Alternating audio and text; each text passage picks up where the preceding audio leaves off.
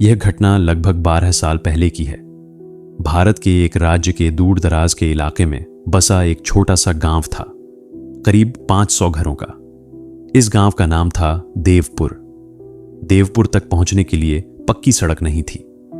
बारिश के मौसम में तो गांव पूरी तरह दुनिया से कट जाता था। यहां के लोग ज्यादातर खेतीबाड़ी करते थे। शिक्षा का स्तर बहुत नीचा था। लड़कियों को ज्यादा पढ़ाया नहीं जाता था। गांव में एक पुरानी परंपरा चली आ रही थी। इस परंपरा का नाम था भूत प्रेत की विदाई। गांव के बुजुर्गों का मानना था कि अगर किसी परिवार में बार बार दुर्भाग्य आता है तो समझो उस घर पर किसी भूत प्रेत का साया है। इस साये को दूर करने के लिए एक खास अनुष्ठान करना पड़ता था। यह अनुष्ठान सिर्फ गांव के सबसे बुजुर्ग और अनुभवी बाबा जी ही कर सकते थे। बाबा जी गांव के सबसे पुराने परिवार के मुखिया होते थे। उनकी बात को गांव का कानून माना जाता था। उस साल गांव में भीषण सूखा पड़ा। फसलें चौपट हो गईं। कुछ पशु रहस्यमय बीमारियों से मरने लगे। गांव वालों में दहशत फैल गई। सभी की जुबान पर एक ही सवाल था, यह सब क्यों हो रहा है? किसने किया है गांव पर कोई प्रकोप? तभी गांव के सबसे बुजुर्ग बाबा सोमनाथ ने एक सपना देखा। उन्होंने गांव के सरपंच को बुलाया और कहा, गांव पर एक भयानक बुरी आत्मा का साया है। अगर इसकी विदाई नहीं की गई तो पूरा गांव तबाह हो जाएगा। बाबा की बात सुनकर सब डर गए। सरपंच ने पूछा, बाबा विदाई कैसे होगी? बाबा ने गंभीर स्वर में कहा, पुराने नियम के अनुसार एक कुंवारी कन्या को चुनना होगा, उस पर चढ़े भूत को उतारना होगा। गांव के लोगों को यह बात समझ में आई। यह परंपरा उन्होंने अपने दादा परदादा से सुनी थी। बहुत साल पहले भी ऐसा ही एक अनुष्ठान हुआ था। लोगों ने मान लिया कि यही सही रास्ता है। कोई सवाल नहीं उठाया, कोई शक नहीं किया। सब कुछ गांव की भलाई के लिए था। बाबा सोमनाथ ने अनुष्ठान की तैयारी शुरू कर दी। उन्होंने गांव के 4 युवकों को चुना जो इस काम में उनकी मदद करेंगे। ये युवक गांव के प्रतिष्ठित परिवारों के थे। उन्हें यह काम सौंपा गया कि वे गांव की सभी कुंवारी कन्याओं की एक सूची बनाएं। सूची में उनकी उम्र, परिवार और राशि का विवरण होना चाहिए। 1 सप्ताह बाद सूची तैयार हुई। बाबा ने सूची का अध्ययन किया। उनकी नजर एक नाम पर टिक गई, 16 साल की सुमन। सुमन गांव के ही एक गरीब किसान रामलाल की बेटी थी। रामलाल का परिवार बहुत गरीब था। वह गांव के बड़े जमींदार के खेतों में मजदूरी करता था। सुमन की मां कई साल पहले चल बसी थी। सुमन अपने पिता और 2 छोटे भाइयों के साथ रहती थी। वह घर का काम संभालती, भाइयों को संभालती। बाबा ने फैसला सुनाया, भूत प्रेत की विदाई के लिए चुनी गई कन्या सुमन होगी। यह खबर जब रामलाल तक पहुंची तो वह सन्न रह गया। उसने गांव के बुजुर्गों के सामने हाथ जोड़कर कहा, मेरी बेटी को मत चुनिए, वह मेरी इकलौती बेटी है। उसकी शादी तक का ख्वाब देख रहा हूं। लेकिन बाबा ने उसकी एक न सुनी। बाबा ने कहा, यह गांव की भलाई के लिए है। तेरी बेटी अगर गांव की सेवा करेगी तो तुझे भी पुण्य मिलेगा। तेरे सारे कष्ट दूर हो जाएंगे। रामलाल रोता बिलखता घर लौटा। उसने सुमन को सब कुछ बताया। सुमन डर गई। उसने कहा, पिताजी मैं नहीं जानती ये सब क्या है, मुझे डर लग रहा है। रामलाल ने उसे समझाया, डर मत बेटी, बाबा ने कहा है सिर्फ एक अनुष्ठान है। तू पर चढ़े भूत को उतार देंगे, फिर तू घर आ जाएगी। अनुष्ठान वाला दिन आया। पूरा गांव इकट्ठा हुआ।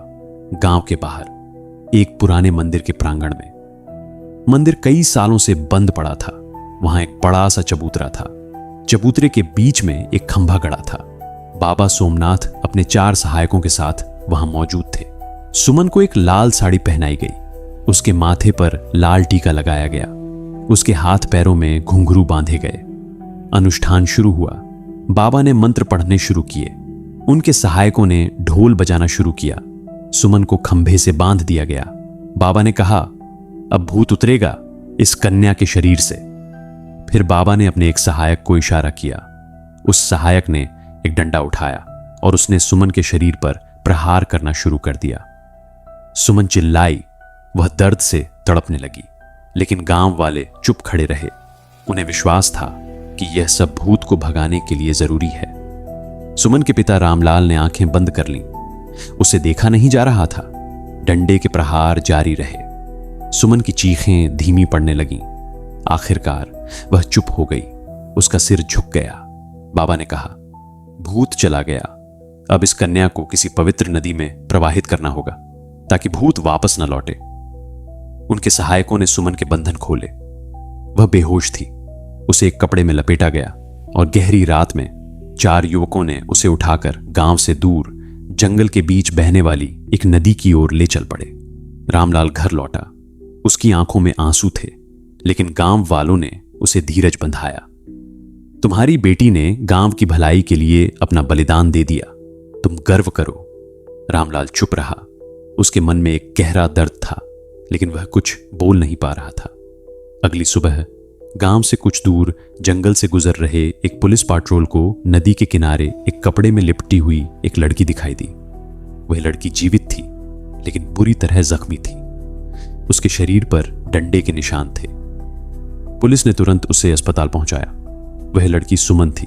सुमन के अस्पताल पहुंचने की खबर जब देवपुर गांव में पहुंची तो हड़कंप मच गया। गांव वाले डर गए। बाबा सोमनाथ ने कहा, यह भूत की चाल है, वह वापस आ गया है, हमें और सख्त अनुष्ठान करना होगा। लेकिन अब कुछ युवाओं के मन में शक पैदा होने लगा। उन्होंने सोचा, क्या सच में यह भूत प्रेत का मामला है या कुछ और है? दूसरी ओर पुलिस ने सुमन से पूछताछ शुरू की। सुमन ने अपनी हालत में डरते डरते सब कुछ बता दिया। उसने बाबा सोमनाथ का नाम लिया, उन 4 युवकों का नाम लिया। उसने बताया कि कैसे उसे बांधकर पीटा गया और फिर नदी में फेंकने ले जाया गया। पुलिस हैरान रह गई। यह किसी पुराने जमाने की बात लग रही थी। पुलिस ने तुरंत देवपुर गांव में छापा मारा। बाबा सोमनाथ और उनके 4 सहायकों को गिरफ्तार कर लिया गया। गांव वालों ने विरोध किया। वे चिल्लाने लगे, आप हमारी परंपरा को नहीं समझते, आप हमारे बाबा को छोड़ दो। लेकिन पुलिस ने किसी की नहीं सुनी। गिरफ्तारी के बाद पुलिस ने बाबा सोमनाथ से पूछताछ की। शुरू में बाबा ने कहा, मैंने तो बस गांव की भलाई की, भूत को भगाया। लेकिन जब पुलिस ने दबाव डाला तो बाबा की कहानी में छेद नजर आने लगे। पुलिस ने उन 4 युवकों को अलग अलग पूछताछ की। उनकी कहानियां मेल नहीं खा रही थी। इसी बीच पुलिस को एक पुराना रिकॉर्ड मिला।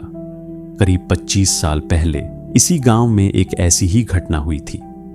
उस समय एक 13 साल की लड़की की मौत हो गई थी। मौत को दुर्घटना बता दिया गया था, लेकिन पुराने रिकॉर्ड में लिखा था कि लड़की के शरीर पर चोट के निशान थे। पुलिस ने उस मामले की फाइल फिर से खोल दी। पुलिस ने गांव के कुछ बुजुर्गों से, जो अब दूसरे गांव में रहते थे, बात की। धीरे धीरे एक भयानक सच्चाई सामने आने लगी। यह भूत प्रेत की विदाई कोई परंपरा नहीं थी। यह एक सोची समझी साजिश थी। गांव के कुछ प्रभावशाली लोग, जिनमें बाबा सोमनाथ प्रमुख थे, गरीब परिवारों की लड़कियों को निशाना बनाते थे। उन्हें डराकर, धमकाकर या फिर ऐसी झूठी परंपराओं के नाम पर शोषण का शिकार बनाया जाता था। पुलिस ने गहरी जांच शुरू की। पता चला कि बाबा सोमनाथ का असली नाम सोमनाथ सिंह था। वह गांव का सबसे बड़ा जमींदार था। उसके पास सैकड़ों एकड़ जमीन थी। रामलाल, सुमन का पिता, उसी के खेतों में मजदूरी करता था और उसका बड़ा कर्जदार था। कुछ दिन पहले रामलाल ने बाबा से अपना कर्ज माफ करने की गुहार लगाई थी। बाबा ने माफी तो नहीं दी, लेकिन उसने रामलाल की बेटी सुमन को निशाना बनाने की योजना बना ली। सुमन को भूत प्रेत की विदाई के नाम पर चुनने का असली मकसद था रामलाल को डराना और उस पर दबाव बनाना। बाबा चाहता था कि रामलाल अपनी जमीन बेच दे ताकि वह उसे सस्ते में हड़प सके। सुमन पर डंडे बरसाने और नदी में फेंकने का मकसद था गांव वालों में डर बैठाना, ताकि कोई भी बाबा के खिलाफ आवाज ना उठाए। पुलिस ने बाबा के घर की तलाशी ली। वहां से कई दस्तावेज मिले जो साबित करते थे कि उसने इसी तरह की परंपराओं के नाम पर पिछले कई सालों में गरीबों की जमीनें हड़पी थी। कुछ पुराने मामलों में लड़कियों के साथ दुर्व्यवहार के भी सबूत मिले। सबसे बड़ा सबूत वह 4 युवक थे जो बाबा के सहायक थे। उनमें से एक ने डर के मारे सब कुछ कबूल कर लिया।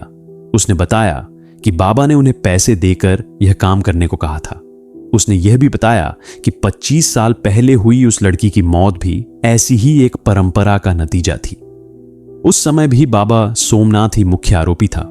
लेकिन गांव के डर के कारण मामला दबा दिया गया था। अंततः पूरा सच सामने आ गया। अपराध था गरीब और असहाय लड़की के साथ सामूहिक दुर्व्यवहार, उसकी हत्या का प्रयास और एक झूठी परंपरा के नाम पर लोगों को डराकर उनकी संपत्ति हड़पने की साजिश। अपराध हुआ था उस रात जब सुमन को पीटा गया और नदी में फेंकने ले जाया गया। अपराध का स्थान था देवपुर गांव का पुराना मंदिर प्रांगण और उसके आसपास का जंगल।